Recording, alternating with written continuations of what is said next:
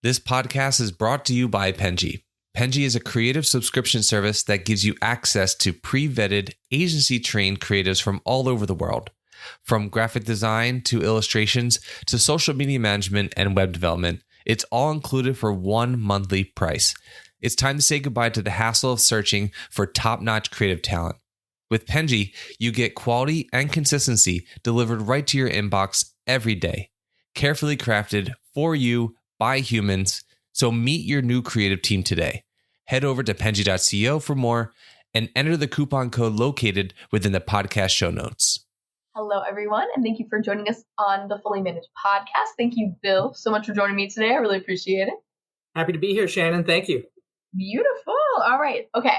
So what we're going to do today is usually we start with a game, but I love talking about this topic. So because you're in PR, I think it would be way more fun to get your perspective. I want you to tell me about the biggest PR nightmare you have ever seen in your career.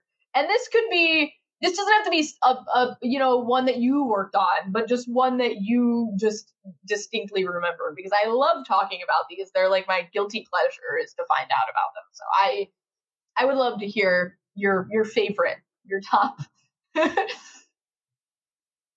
Okay. I'm going to pause here for a second because what is a good one? Oh, God. Don't think you have to top anything either. There's plenty. There's so many. No, there's definitely. I'm debating the one with the Coldplay. I'm debating the most recent one with the jeans. I'm gonna go with the jeans one. So okay. And was that Abercrombie? American Eagle. Okay. Yep. Okay.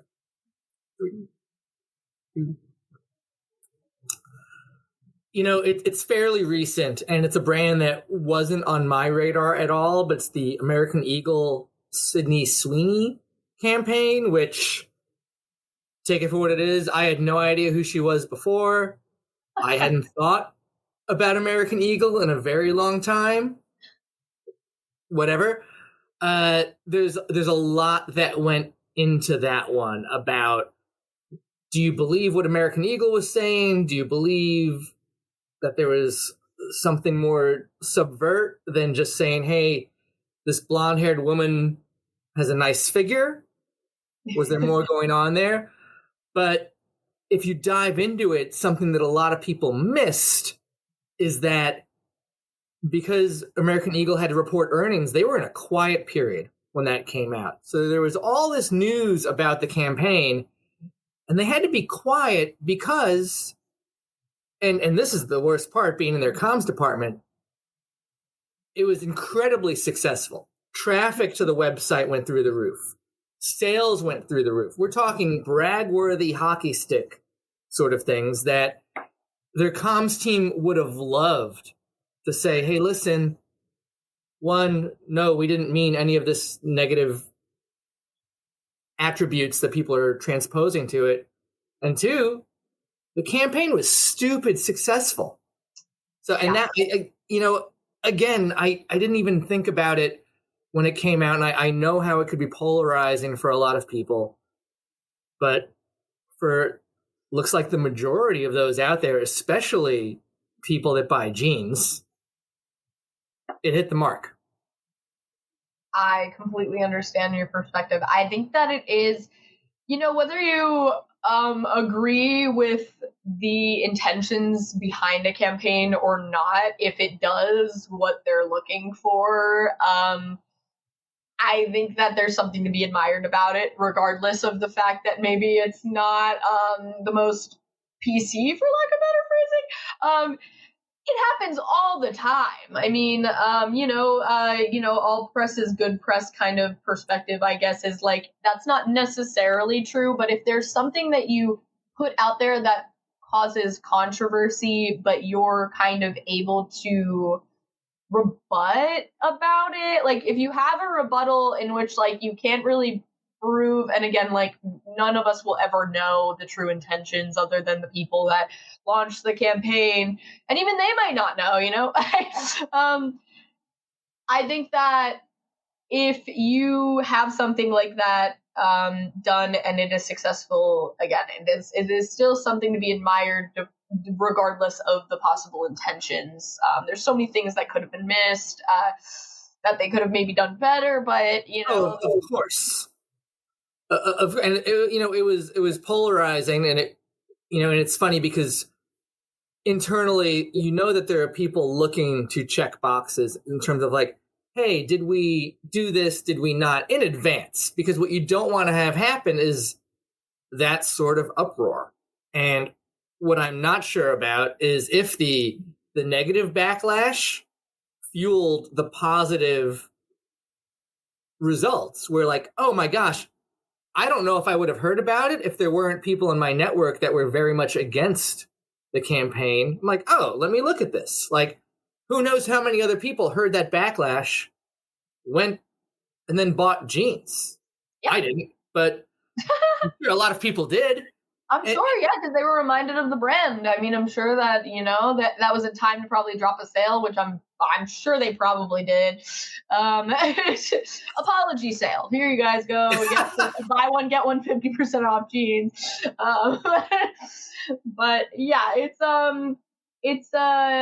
when you cannot necessarily prove, like, it's not, you can't necessarily prove the intention behind something. Like, there's things that are grossly done so poorly that it's like, if you didn't miss this, then you're stupid. Like, you're just a bad, like, but it's that kind of move could not be proven, kind of, you know what I'm saying? So I think those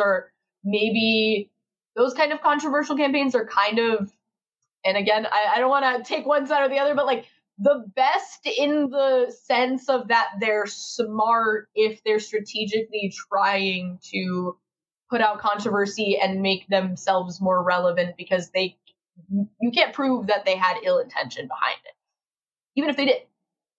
Completely. And that's where, you look at a brand like Liquid Death, which not so much a crisis, although there's been people against the brand for how they market themselves, but very disruptive, where they've got people, shotgunning water, kids, which there's nothing wrong with that. If you want to take a can of water and shotgun it, nothing wrong. And they're so disruptive and subversive. Like, if you look at a can of Liquid Death and you don't know anything better, it's either a 16-ounce beer or an energy drink. And they play up with that because the rest of the water on the shelf, it all kind of looks the same.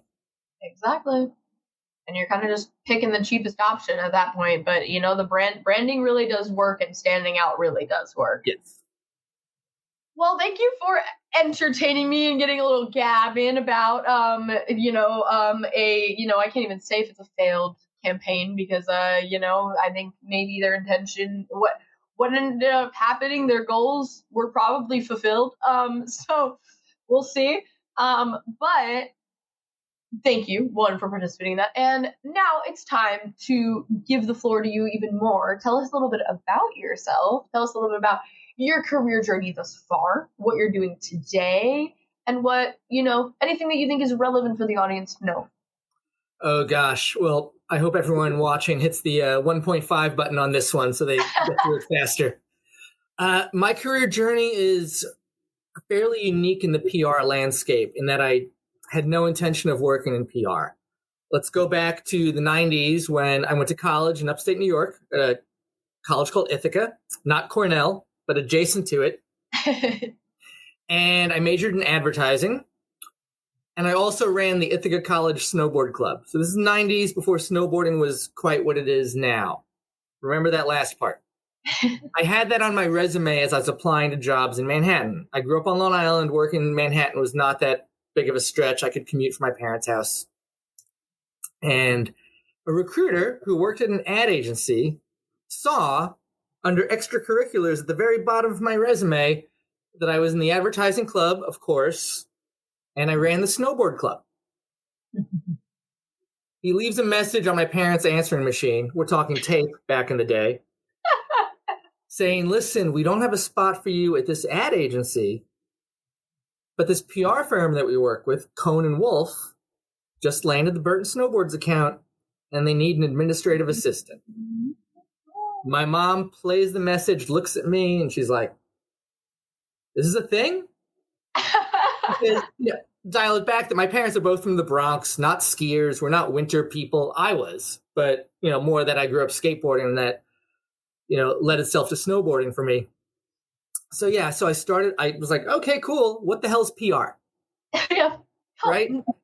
Writing newsletters, cool. I'm in. So this firm, Cohn & Wolf, had gotten the Byrne Snowboards account, which was my entry into the PR landscape. Now, thankfully, as much as I love snowboarding, there's a lot of other areas that are great to work in PR. So they had the Byrne account, but they also had Sony, Intel, Guinness Import Company, Audi. And that has kind of informed my career, where we do a lot of work in what I'll call active outdoor, action sports, surfing, skating, snowboarding, hiking, yoga, whatever, but also in the technology aspect, financial worlds that, maybe aren't as fun to talk about at the bar, but also they keep the lights on at the company. And you need to have both. And Shannon, I tell this to people all the time, working with one brand helps us work with another. So when our mortgage client was potentially considering working with influencers, well, hands down, I would say that the action sports world created the influencer model early on, before they were a thing online. I'm like, oh, well, we do that with these guys. Let us tell you on the best practices to do this, because we also just can't give out a mortgage to somebody.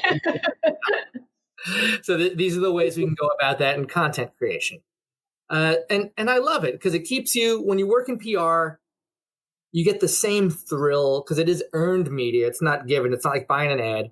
You get the same thrill for landing a placement for a snowboard company in the New York Times as you do getting a story on the mortgage firm or some AI brand that we're working with now. So like a win is a win. It's sports, just different genres. No, that's an optimistic way of looking at it too, because I think that a lot of people will be like, well, I'm working with an industry that doesn't really fascinate me or whatever it may be. But if you like what you do, then it doesn't really matter necessarily like who you're doing it for almost. I have a great line from a former client. I'm going to plug him here. Paul Maravets, who co-founded Rome Snowboards, worked at Byrne for years, and is now with Armada Snowboards. And I remember him telling me he was talking to a student about engineering. And Paul is an engineer in the snowboard space. One of the best there is. And the kid told him, the student, I want to be an engineer so I can design snowboards. And he said, be an engineer because you love engineering. And that's really it. Do you love doing what we do? Is it really, really fun when we work with a brand like Skull Candy Audio, which merges our experience in action sports plus technology? Definitely. But when resumes come my way, I don't want you to just want to work with the brands you're passionate about. You need to be passionate about doing a good job for a diaper company or a battery company, because we don't always get to work with what someone might consider the fun stuff. And honestly, some of the best people that work for me do not touch snow, skate, or surf in their personal life. They've gone skiing, but they're not going to win the PR X Games. Yeah. No, I definitely appreciate that outlook too, because it is, I think you should love what you do, not necessarily like the brand in which you work for. I mean, obviously it helps workplace culture, whatever it may be, like that can 100% factor in. Like, obviously everyone, like, I'm not everyone, but most people probably want to work for Google because they hear about like the culture at Google, but they also have to be really good at what they do in order to work at Google. And that comes with liking what you do. I mean, like, you're going to get burnt out much easier if you don't actually like it, because you're not always doing the most fascinating work.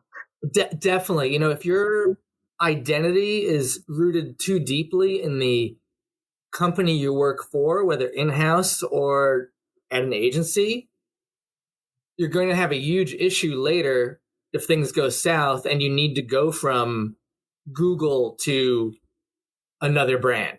Mm-hmm.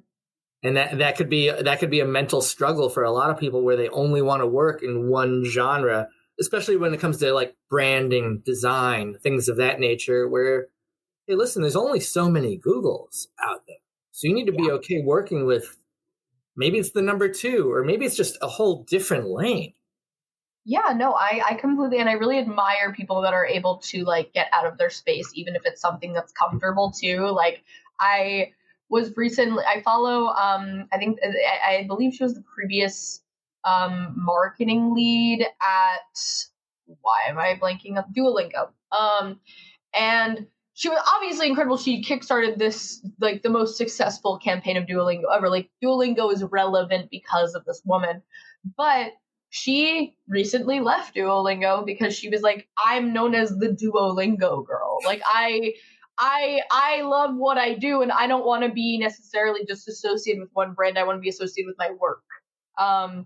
And I thought that was so admirable and brave, because like if you're known for a successful campaign with this brand and you've been with it for so long, like obviously I think anyone would get comfortable in that position and know like how good they are and their worth and everything like that. But at the same time, you're not necessarily challenging yourself sometimes when you stay in a certain space, or and I can understand when your identity is associated with a brand, unless you are your brand, like thought leadership and different things like that. It must be kind of a struggle to be known for your work rather than, like the brand itself.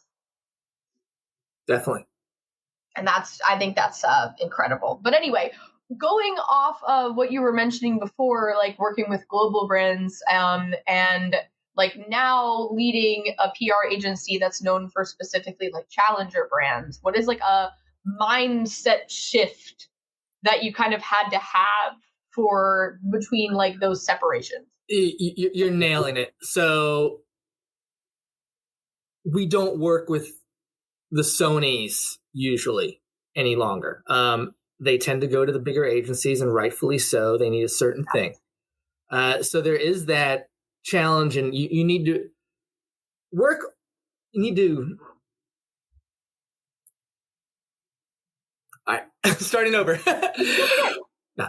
We don't work with the Sonys anymore, and there is a mindset shift when you have to work. 3, 2, 1. We don't work with the Sonys anymore. And there is a mindset shift when you start working with the challenger brands that have different levels of resources and also different brand cachet. If you work with Apple, people are going to come to you. It's hard to do a bad job. You can, but it's difficult. When you're with a smaller brand or a brand that isn't number 1, the job is exponentially harder, which is why I'll always tell people when they look at us, or when I look at someone's resume, don't judge their work, or don't look at them because they worked with Apple, or in my case, Byrne snowboards way back in the day. Because this upstart brand that I work with now, they don't have that budget. They don't have that team. So when I look to hire, I look to bring in people that have done great work with a brand in the top 10. Maybe at the bottom of that top 10, or maybe the top 15. And I may not have seen the results of their work, because realistically, yeah, it's a top 15 brand, but show me you can do more with less. And that's our mindset shift too, which also makes the job so rewarding. Yeah. Because we know it's harder with what we're given. We don't have the Procter & Gamble level budgets. There was a case study that I laugh at constantly from from an agency we know. They did something with Red Bull, and it was an amazing stunt. It got a kabillion impressions. Great.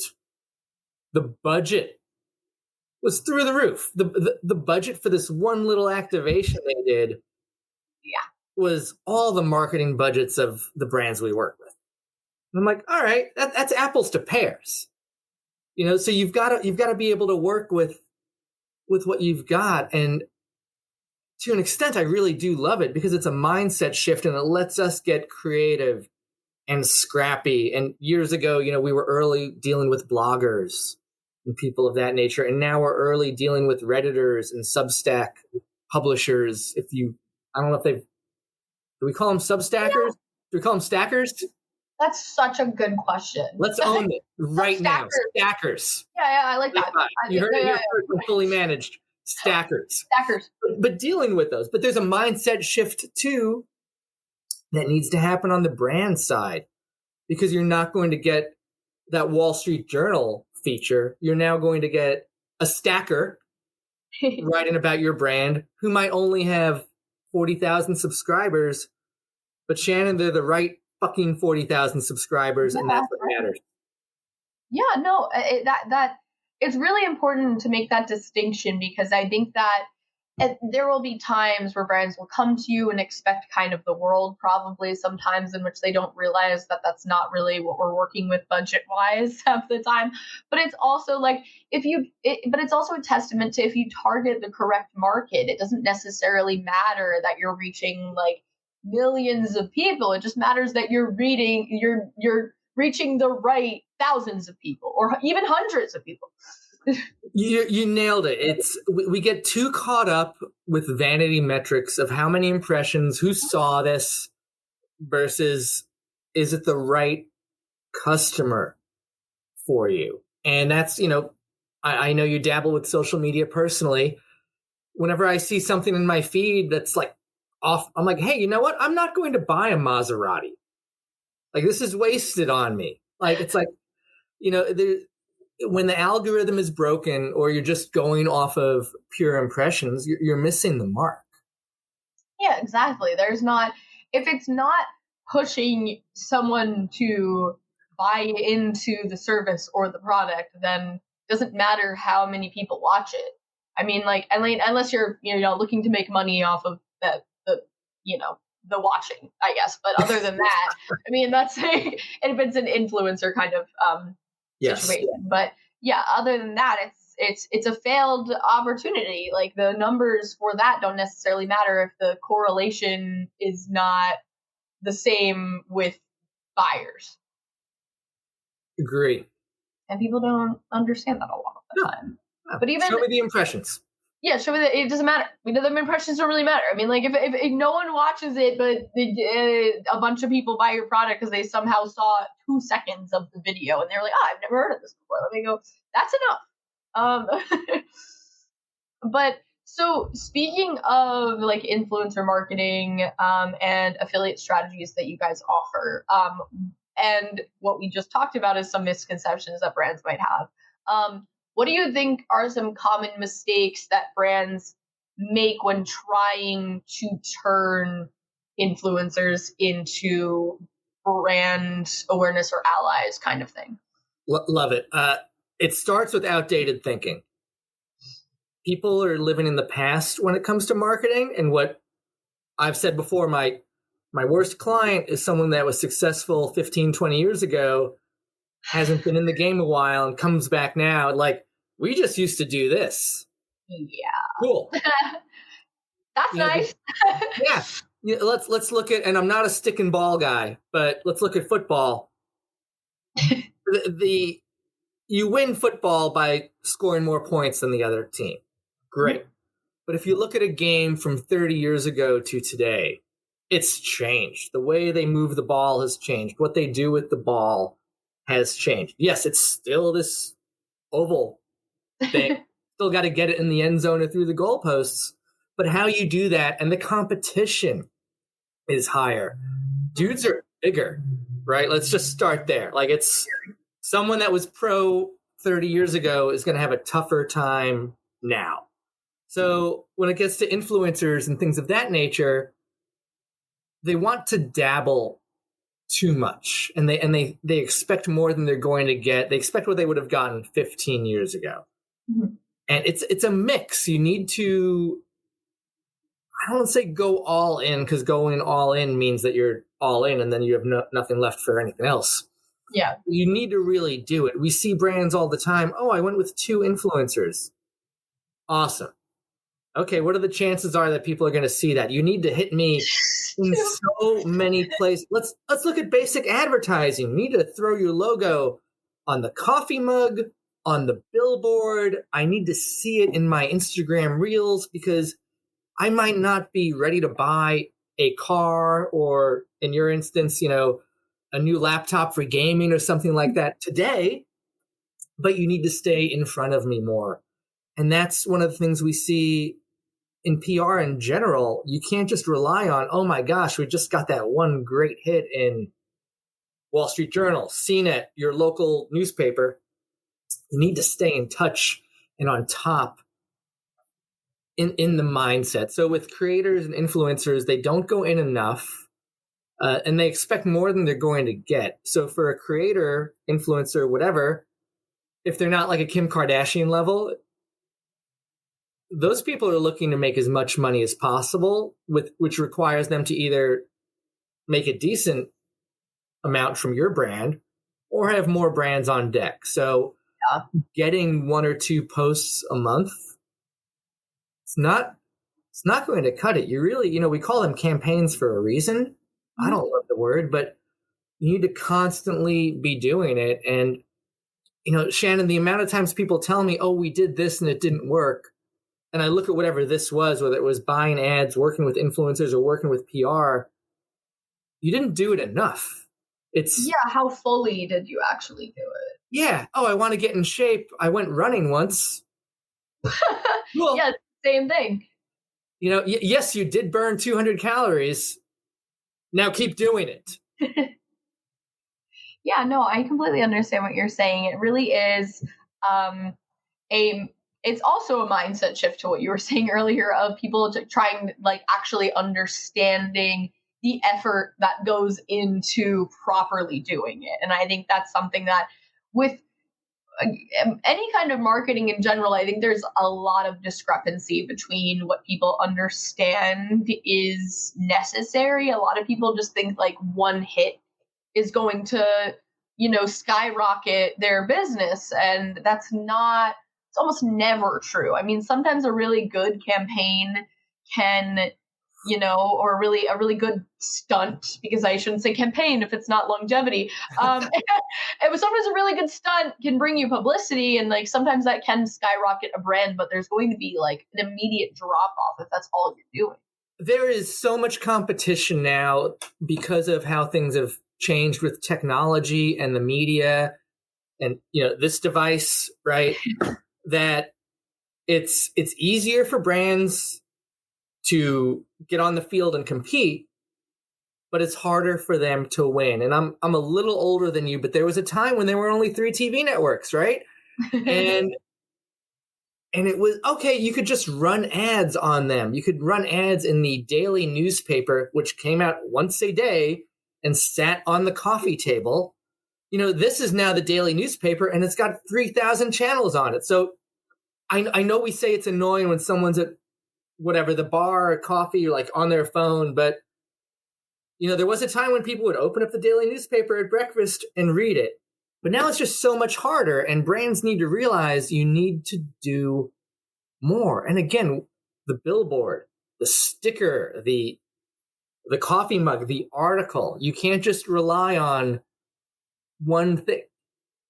I shouldn't say you can't just rely, but it's not a good strategy, because what we always see, there's the case study of that one PR placement or that one ad that did boom. Apple with their Super Bowl ad 20 years ago. Okay, that worked then. But there's also, my parents had a basketball hoop in the driveway when I was a kid. Every now and again, we'd like walk an incredible distance away and throw the ball. We're talking like half court shots. Sometimes it would go in. Not a fucking strategy. Right? Like, it's not usually how you win games. Yeah, no, I really love that analogy too, because it is so true of people think that sometimes just a stunt will work. And, that happens. I mean, it's not, good. it could work. It's a stunt. I mean, like sometimes stunts work and sometimes people get horribly injured from stunts. And that is just a fact of life. But I think that relying on them, one, is not really being so thorough or true to your brand voice unless you are like a Red Bull of the world in which you are doing stunts for your brand. Like that's part of it. Okay, that's a little different. But if you're just expected to have something that's, put everything into just one stunt and think that that is going to propel your brand for longevity and for unless you're looking to just sell your brand, you probably shouldn't be focusing on just a stunt. Good luck. And that's one of those things too. It came up last year and we're getting close to it where it wasn't a failure, so it's why I didn't reference it in the first question, but Snoop Dogg did a collaboration with Solo Stove. I remember this so well. And some people lost their jobs, which right and wrongfully so. So it was a great collab where, for those that don't remember, he was going smokeless. Okay, and we all know Snoop Dogg has a penchant for marijuana. Great. Love it or hate it. We're not here to talk about that. But most people thought something was coming up. Like, okay, sure, dude. Like, are you going to launch an edibles company? I have a friend that's one of the top journalists in the cannabis industry, and that's what she was banking on. I'm like, yeah, it makes kind of sense. Was he working with a smoke detector company? Probably not. Vape pens, who knows, right? Yeah, no, it turns out that you said, the edible thing makes sense on brand. Yeah, completely. Important to mention. and it turns out it was for Solo Stove, and for those that don't know, it's a metal, I don't say container, but it's a fire pit that through convection makes the smoke dissipate. So you're not going to get that campfire gunk all over you. And I have one, and they're great. But the campaign was a failure in my mind because it was timed for Black Friday, and they were hoping that would make sales go through the roof. But it didn't come out until I want to say the Monday before Black Friday, when we know, if you look at the research, people plan out their Black Friday purchases well in advance. Mm-hmm. So you're dropping on me Monday, this this $300 thing is now discounted a little bit. Not enough. I've already decided, like, what I'm buying new Nikes, I'm doing this. Like, if it wasn't on my radar before, it's not an impulse buy. Yeah. And so people lost their jobs. It was viewed as a failure. The impressions went through the roof. Sales did not, but you've got to be realistic that I'm just, I drive a Jeep Grand Cherokee. I don't know how many Jeep ads I saw before I bought it.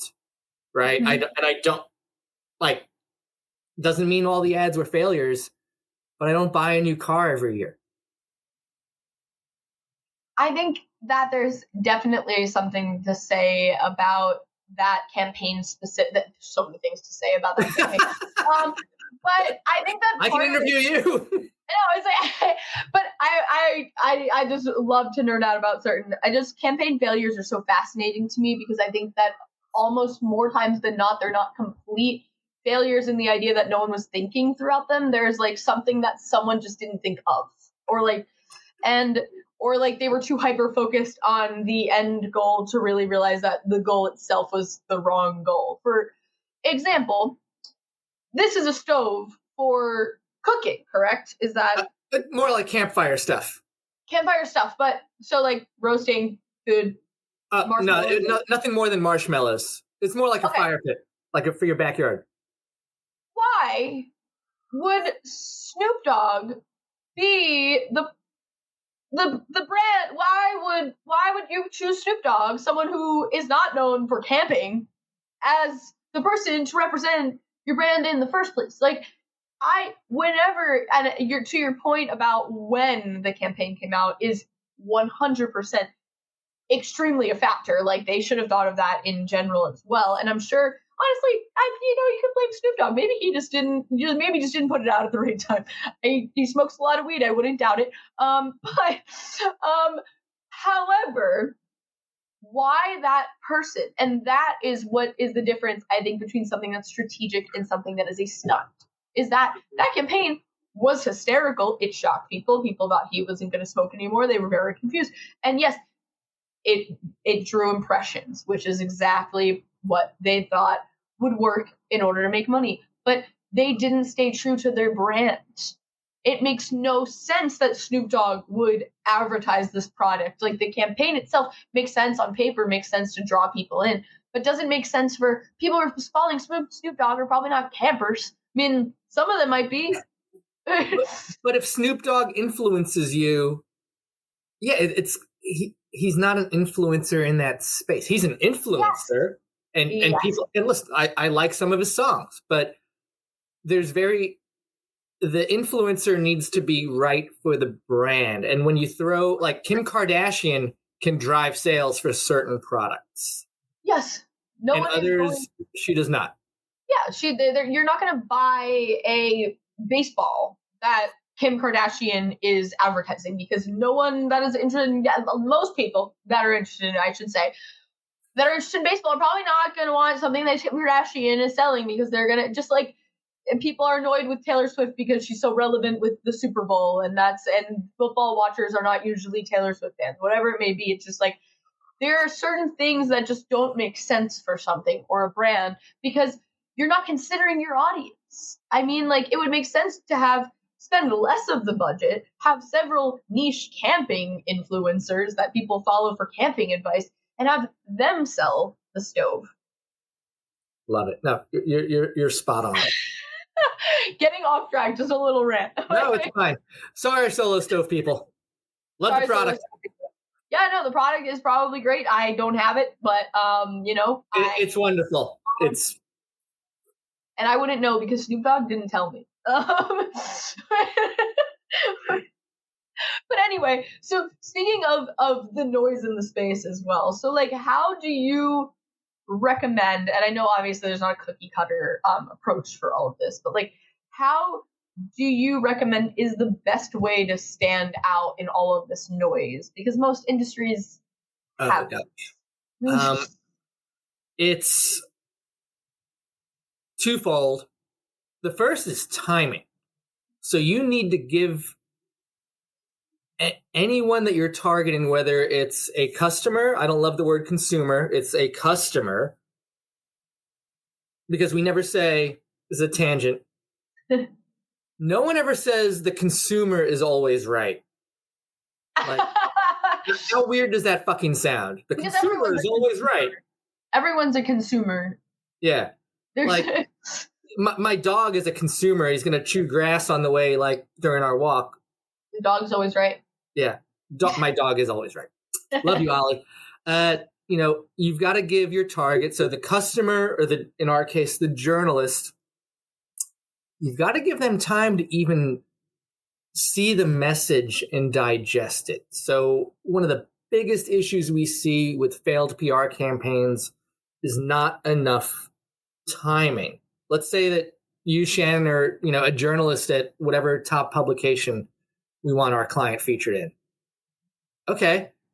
You get 100 emails a day from whatever brand's trying to get through. You've got to weed through these. And maybe the day we email you about something amazing, you're on vacation or you're doing something. You're a journalist. You're not a firefighter. Your job is not to just look at Bill Byrne's email because I sent it, right? It's not like, hey, the building's on fire. Cool, I'll be there.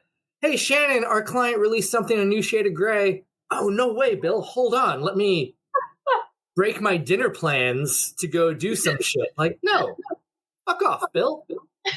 Right?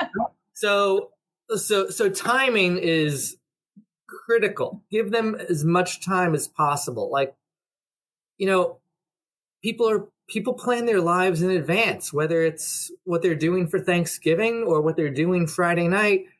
The same goes for journalists with their content. The same goes for your customer with Black Friday sales. Get in front of them early. Beyond that, you want to make sure that you have a story to tell, which might not be the same as what your advertising is. And in that, someone's not going to lean on you because you're a new shade of gray. right? So what do you have to offer that, again, might look different than your advertising, but are you a little bit more affordable? Are you more eco-friendly? Are you faster, lighter, stronger? And if you're not faster, maybe you're a value play. Like we love, not we love, but you look at a car magazine and it's got something that I can't fucking afford, right? But then you look at what people buy. You know, Honda Civic's one of the best-selling cars out there, and it's especially compared to when I was younger, it's amazing, right? So how does Honda Civic get good reviews? How does Honda Civic break through? Like, hey, listen, in this category at this price point, we are great. So you've got to kind of own your lane and really drill in on what makes you different. Think about it if you're in a bar and you're looking to in the sea of other people, meet that one person you think that is attractive. But maybe you're not the most on point for that person. What can you do? Can you be a little funnier? You know, you can't make yourself taller, right? If someone's into tall people, I can't be taller. But what can I do to cut through? So double down on what you are and don't pretend to be something you're not. Honda Civic does not pretend to be a Lexus. No, maybe not. No, that's I actually, someone was just talking to me the other day, and if it's you, I'm so sorry that I forgot. But not memorable. Someone was just telling no. Someone was just telling me about the failure of Jaguar specifically because it is. I mean, like everyone, they had brand loyalty, and they came out with two cars that were just not aligned with their customer base. Like people were not attracted to it. It was a huge flop recently. And that's something that I think of as people consistently want to do something new and stand out, but they don't realize that that is not necessarily in their self-interest all the time. Like that's not, you want to stand out of the crowd, but do that by you, like authentically being you and finding out what differentiates you. Don't create something to differentiate yourself. Authenticity is so important, and you nailed it with that last part, because if you swing the pendulum too far the other way, you're going to shock your core customer base and not necessarily attract a new one, versus if you go incremental, and incremental can mean different things. Maybe not 75%, but maybe you do a little bit further so that you're like, oh, well, that's pretty fucking cool. And I haven't thought about that in a while, because you don't want to alienate the new one, but you want to listen. Let's be frank. That older customer is dying like cigarettes. So you do need, I know where they were going, you do need to get the younger customer thinking about this. But I would look at a brand, that I don't follow personally, but I know it's still a very aspirational brand. You look at Rolex, and as I say that, I'm going to tap my Garmin smartwatch. But it is still a very aspirational brand with a lot of people. It's in my mind, a ridiculously expensive product. To some people, it's not. But they do a good job of reinventing themselves enough, but not too much. Mm-hmm. So the older person with a Rolex is not throwing them out the door, but there's still younger people coming in where they think, I want a Rolex, versus I don't see a lot of I want a Jaguar people. Nope. Yeah, no, I 100% agree. You just have to you have to properly teeter that line. If you do want to reach different generations or different interest groups, you have to make sure you're not sacrificing the previous group or the current group. You have to make sure that you're still staying authentic so that you don't have, you will always inevitably lose some people when you change. There are people that are very, very, very do not want that ever, and that's gonna happen. That's a fact of life. But big drop off, you don't want. No, and you ever been on a seesaw as a kid, teeter totter? Yes. So we've got it, right? There's this balance. And, right now some brands are like this, which is fine. And, this is the customer and it's anchoring it. Well, I'm sorry, this is the people that is not the customer, and customer's up here. If you jump off this side too quickly or without warning, I'm going to come down and I'm going to get hurt. I'm going to hurt my butt. Right? happens with little kids all the time. They're not ready for it. So you've got to level it, and it doesn't have to be perfect. A teeter-totter is never centered. You're jumping, I'm jumping, but there's something in it for both sides, and maybe it's not equal. But your customer ages, and eventually that customer is going to get off the teeter-totter. You got to get someone else back on. Yep, 100%. Well, we are perfectly approaching time right now, so I'm going to have to cut us off, but I'm so sad because this was so much fun. Essentially, you are incredible at finding a perfect analogy for something, which I love. That is like, you are my favorite type of person for that reason, because I feel like someone who can find an analogy for anything is never talking down to someone. Like, they're always able to make something seem simple, even if it's complicated, and I really admire that. So that was incredible. Awesome, Shannon. And I'll throw it back to you. It is so hard to engage via camera. I believe, like, in a previous iteration, I think you used to do these in person. I don't want to say in real life, but like very early on in real life. Yeah, this is real life. I'm AI. And it's important to have, and we see it with clients when we pitch them to do we call this a podcast, vlog? But it's important to, on your end too, to be able to engage the interviewee, but also the audience, and be there, because no one wants to sit like, tell me about PR. So back at you. You guys do a very good job about this, and I'll dial it back because this is my LinkedIn post. For anyone watching, they'll see it come out. We are being conditioned, and it's a mistake right now in this world, to think that someone is trying to sell us all the time. And when you guys reached out, I wrote back immediately, somewhat snarky, is this spam? What's the fee on this? What's the catch? And you guys wrote back like, none of that shit. We just podcast. You can enjoy. we think you're interesting and we want to have you on. I'm like, no fucks? Okay, cool. And so we're too conditioned to that. So marketers are great at ruining everything. And we need to be careful that we're not going to break everything we touch. So thank you again for considering me for this. And it's been incredibly enjoyable. Oh, thank you so much. Yeah, well, my inevitable goal is to never make people suspicious. But yeah, I just and I try to be as genuine as possible at all times. So I appreciate that it comes out. So thank you so much. This was an absolute pleasure. Thank you everyone for watching. We'd be nothing without you. Please check out Bill in the description. Thank you guys so much. This was absolutely lovely. Thank you again for joining me, Bill. Take care, everybody. Guys. You've been listening to Fully Managed, brought to you by Penji. Check out the show notes to learn more about today's guest, and to learn more about Penji, the human-first creative subscription service, head over to penji.co. And by the way, if you're still listening, it would mean the absolute world to us if you were to share this podcast with a friend, and of course, subscribe.